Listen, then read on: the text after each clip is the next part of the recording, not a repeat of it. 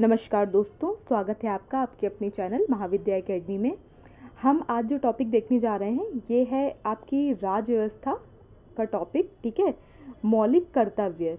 देखिए, हमारे संविधान में या हमारे कॉन्स्टिट्यूशन में मूल अधिकार यानी कि फंडामेंटल राइट्स के साथ साथ फंडामेंटल ड्यूटीज़ यानी कि मौलिक कर्तव्यों का भी वर्णन किया गया है। ठीक है, ये जो मौलिक कर्तव्य हैं ये आपके मूल संविधान का भाग नहीं थे।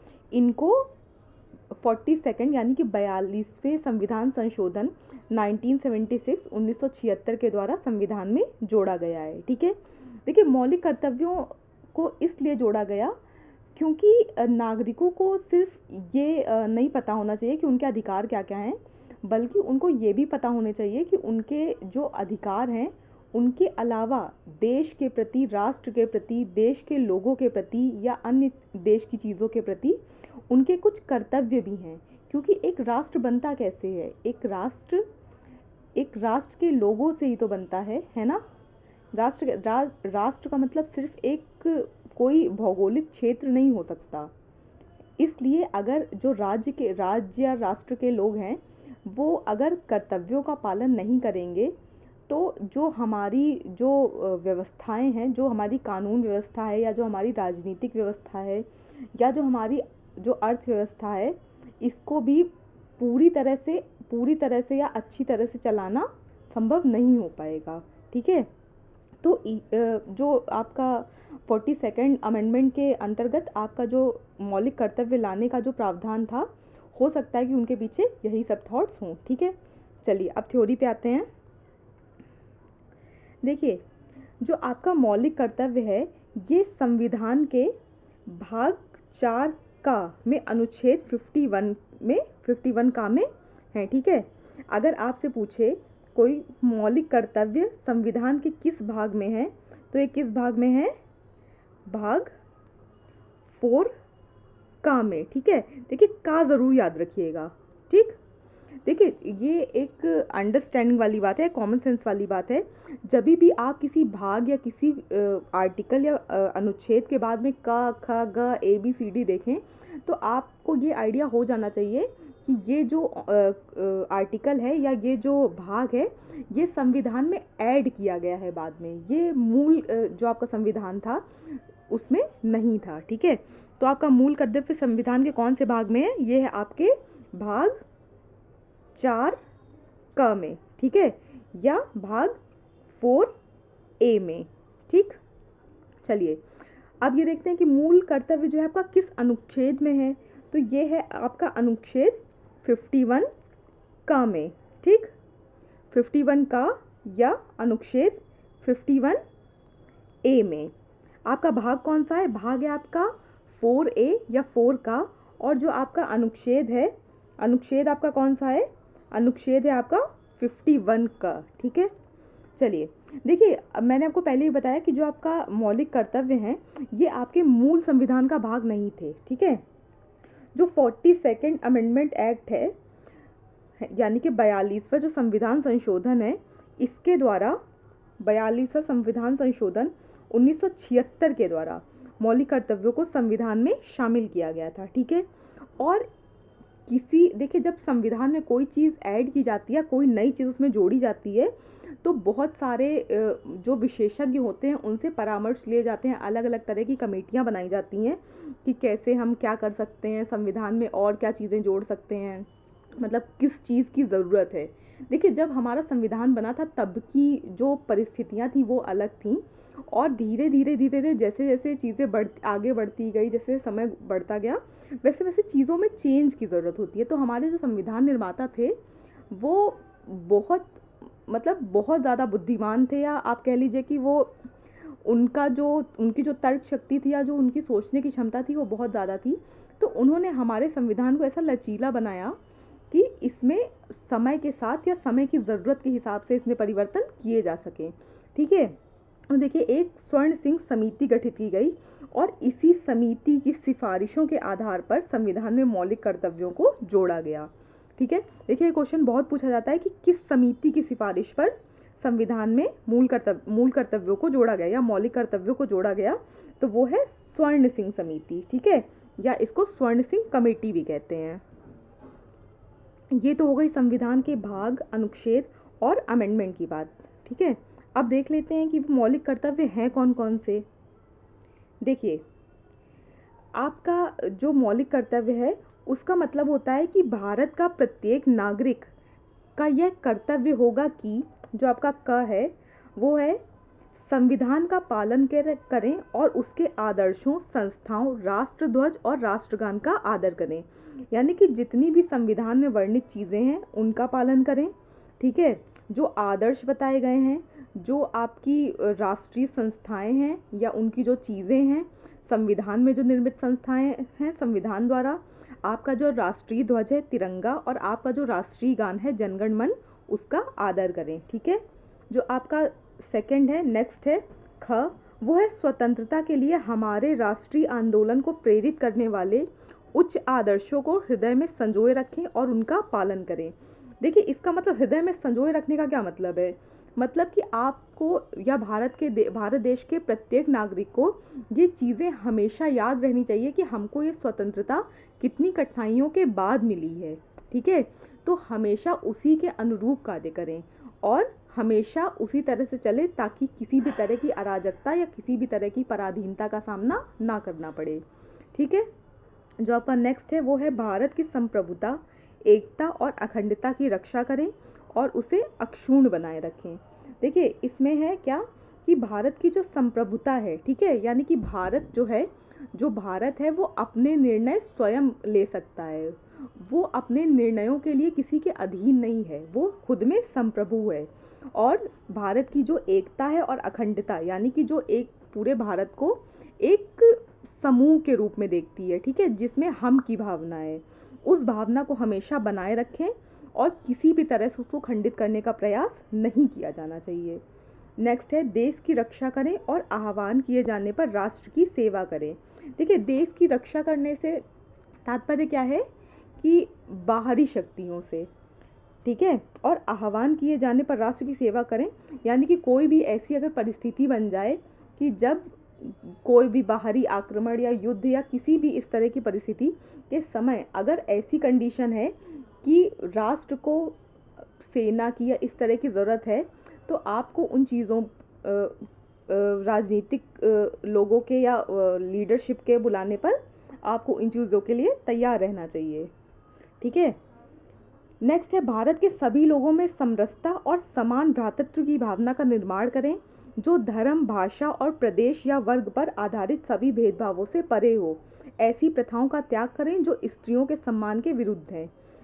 देखिए, इसका एक सीधा सा मतलब ये है कि हमें भाईचारा पे ध्यान देना है, ठीक है, हमें भाईचारे पे ध्यान देना है, यानी कि मतलब हमें जाति धर्म नहीं देखना है कि ये इस मज़हब का है, इस धर्म का, ये हिंदू है, वो मुस्लिम है, वो सिख है, वो ईसाई है, नहीं। ना हमें किसी भाषा पे ध्यान देना है कि हम हिंदी भाषी हैं, वो मराठी भाषी है, वो पंजाबी भाषी है, वो बंगला बोलता है, या किसी विशेष प्रदेश को लेकर कि हम साउथ इंडियन हैं, हम नॉर्थ इंडियन हैं, हम वो पूर्वी उस राज्यों के हैं। इस तरह की चीज़ों के अलावा हमारे लिए सबसे पहले क्या होनी चाहिए, हम सबसे पहले भारतीय हैं, ठीक है। और क्या, ऐसी प्रथाओं का त्याग करें जो स्त्रियों के सम्मान के विरुद्ध हैं। देखिए, पहले के टाइम में ऐसी बहुत सारी परंपराएं थी, है ना, जिनसे स्त्रियों को समाज में दबाया जाता है, जैसे सती प्रथा, जौहर प्रथा, या इस तरह की चीज़ों का पूरी तरह से बहिष्कार करना है, ठीक है। अगर समाज के किसी वर्ग में ये चीज़ें हो भी रही हैं तो आपको उसके विरुद्ध एक्शन लेना चाहिए। नेक्स्ट देखिए, हमारी सामाजिक संस्कृति की गौरवशाली परंपरा का महत्व समझें और उसका परिरक्षण करें। देखिए, जो सनातन धर्म की जो परंपरा है या जो हमारे भारत की जो पुरानी संस्कृति है, इसकी जो परंपरा है ये बहुत ही गौरवशाली है ना। हम एक उस कंट्री में रह रहे हैं जो वाकई में अतुल्य है ना। तो हमें अपनी संस्कृति पे गर्व होना चाहिए और हमें इसके इम्पोर्टेंस को समझना चाहिए, ठीक है। और हमेशा उसकी क्या करनी चाहिए, उसको परिरक्षण करना चाहिए उसका, और हमेशा उसको बढ़ाने का प्रयास करना चाहिए, ठीक। नेक्स्ट देखिए, प्राकृतिक पर्यावरण की जिसके अंतर्गत वन, झील, नदी और वन्य जीव हैं रक्षा करें और उसका संवर्धन करें ताकि प्राणी मात्र के प्रति दयाभाव दिखे। देखिए क्या होता है कि देखिए हम जीवों का उस पे आते हैं ना कि हमें जीवों को बचाना है, जानवरों को बचाना है, लेकिन हम क्या कर रहे हैं, हम लगातार जो उनके प्राकृतिक आवास हैं, वन हो गया, जंगल हो गया, उनको काटते जा रहे हैं। हम कहते हैं ना कि इस गांव में तेंदुआ दिख गया, अरे भाई तेंदुआ आपके घर में नहीं आ गया, आप तेंदुआ के घर में चले गए हो जंगल को काट काट के, वो तो उसका प्राकृतिक आवास था, है ना। तो हमें क्या करना है कि जितने भी प्राकृतिक संसाधन हमको मिले हैं, हमें उनकी क्या करनी है, रक्षा करनी है और उनको संवर्धन करने का मतलब है कि उनको स्वच्छ रखना है, उनकी देखभाल करनी है, जिससे क्या हो, जिससे जो हमारी बायोडाइवर्सिटी है या जो जैव विविधता है वो बनी रहे। ठीक है, नेक्स्ट देखिए, वैज्ञानिक दृष्टिकोण, मानववाद और ज्ञानार्जन तथा सुधार की भावना का विकास करें।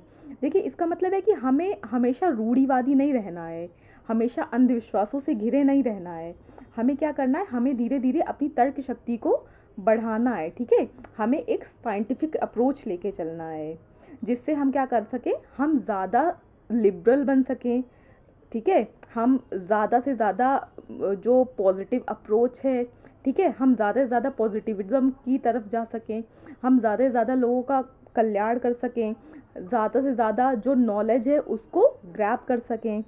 ठीक है, नेक्स्ट देखिए, सार्वजनिक संपत्ति को सुरक्षित रखें और हिंसा से दूर रहें। देखिए सार्वजनिक संपत्ति से मतलब है जितनी आपकी पब्लिक प्रॉपर्टीज हैं, जितने भी आपके किले, जैसे लाल किला हो गया, आपका इंडिया गेट हो गया, इस तरह की जो चीज़ें हैं ये क्या है, हमारी विरासतें हैं, हमारी जो ठीक है, तो इनका क्या करना है, हमको इनको सुरक्षित रखना है और हिंसा से दूर रहना है। हिंसा यानी कि किसी तरह को मतलब मारपीट करना, इन सब चीज़ों को करना, इनसे क्या रहना है, दूर रहना है और सार्वजनिक संपत्ति को सुरक्षित रखना है। नेक्स्ट देखिए, व्यक्तिगत और सामूहिक गतिविधियों के सभी क्षेत्रों में उत्कर्ष का सतत प्रयास करें, जिससे राष्ट्र निरंतर बढ़ते हुए प्रयत्न और उपलब्धियों की नई ऊंचाइयों को छू ले।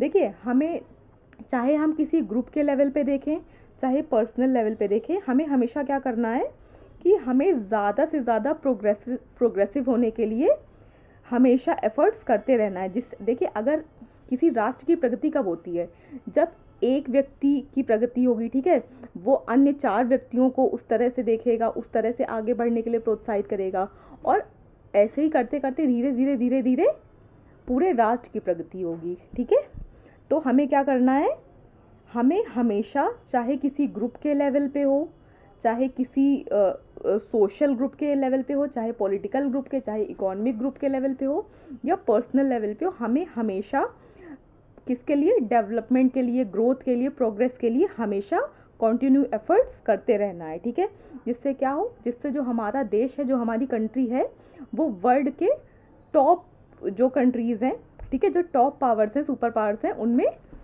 आ सके। ठीक है, उसमें शामिल हो सके। नेक्स्ट, और जो हमारा जैसे कोई भी चीज़ है, जैसे हम साइंस के क्षेत्र में हैं या किसी स्पेस के क्षेत्र में हैं, हम लगातार नई नई ऊंचाइयों को छूते रहें और आज भारत उस मुकाम पर है भी कि भारत को विश्व में एक अच्छे खासे स्थान पे देखा जाता है। ठीक है, नेक्स्ट देखिए, यदि माता पिता या संरक्षक हैं तो 6 से 14 वर्ष तक की आयु वाले अपने यथास्थिति बालक या पाल्य के लिए शिक्षा का अवसर प्रदान करें। देखिए जो आपका नेक्स्ट है, ये वाला ऐड किया गया है, ठीक है, बाद में ऐड किया गया है। इसमें क्या है, देखिए जो 6 से 14 वर्ष तक के बच्चे हैं उनको क्या है कि जैसे पहले था ना बाल श्रम होता था, तो उसके लिए ये बनाया गया था कि आपका जो बच्चा है, आपको मतलब कंपलसरी उसको एजुकेशन देनी ही पड़ेगी।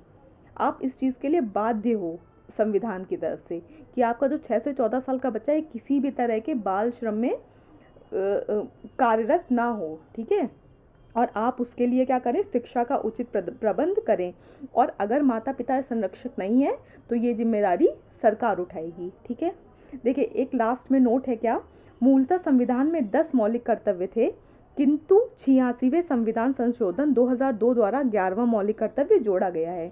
ये जो आपका लास्ट वाला है ना, 6 से 14 वर्ष तक की आयु के बच्चों की शिक्षा के लिए, ये जो आपका, ये देखिए ये इंपॉर्टेंट पॉइंट है, ये पूछा जाता है क्या किस मूल संविधान में कितने मौलिक कर्तव्य थे? तो मूल संविधान में 10 मौलिक कर्तव्य थे।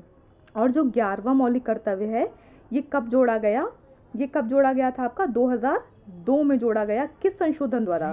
86वें संविधान संशोधन द्वारा जोड़ा गया 2002 में। ठीक है, चलिए तो यहाँ पर आपका मौलिक कर्तव्य टॉपिक खत्म होता है। इस वीडियो को 2 से 3 बार देख लीजिएगा, आप मौलिक कर्तव्य कभी नहीं भूलेंगे। ठीक है, और जो इसका सबसे मेन चीज़ें जो हमेशा पूछी जाती है वो क्या है? इसका भाग, कि मौलिक कर्तव्य किस भाग में है? तो भाग 4 का में। अनुच्छेद किस अनुच्छेद में है? 51 का में। किस संविधान संशोधन द्वारा जोड़े गए थे? 42वें संविधान संशोधन 1976 द्वारा। और किस समिति की सिफारिश पर जोड़े गए थे? तो स्वर्ण सिंह समिति की सिफारिश पर। ठीक है, वीडियो देखने के लिए thank you so much. Channel को लाइक, शेयर और सब्सक्राइब करना ना भूलिए।